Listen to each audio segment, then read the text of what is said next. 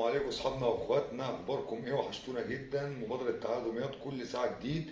الناس اللي سالتني على الانتوريهات المغلفه حنينه السعر او مبتدئه السعر، بسمع في الشغل ده يا جماعه. يعني عملاء بعتوا لي صوره الموديلات دي بتتباع في بلادهم ب 9000 وب 10000 وب 11000، فسالوني عليها. جايب لكم موديل من المكان بتاعه من تخصص اصداره 7000 جنيه فقط لا غير. 2 كنبه و2 فوتيه، متاح لونين، وطبعا هم متخصصين فيه فتقدر تختار الوانه في اي وقت، النهارده بعد شهر بعد اسبوع، اي وقت حضرتك يعجبك.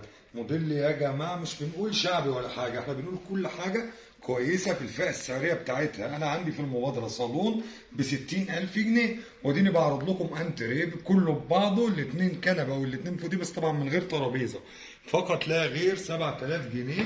عاملين منه الجنزاري في بيج، وعاملين فيه البينك في بيج. تقدر تختاره في اي وقت. لايك وشير ومتابعه مبادره تعالى دمياط عشان يوصل لك الجديد باستمرار. ادعمني، بنحارب الغلاء يا جماعه، بنحارب الجشع.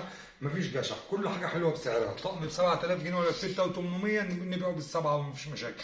طقم ب 60000 بنقول يا جماعه ده ب 60000 جنيه. بنحارب الغلاء والاستغلال. ادعمني لايك وشير ومتابعه. شكرا لكم. مبادره تعالى دمياط.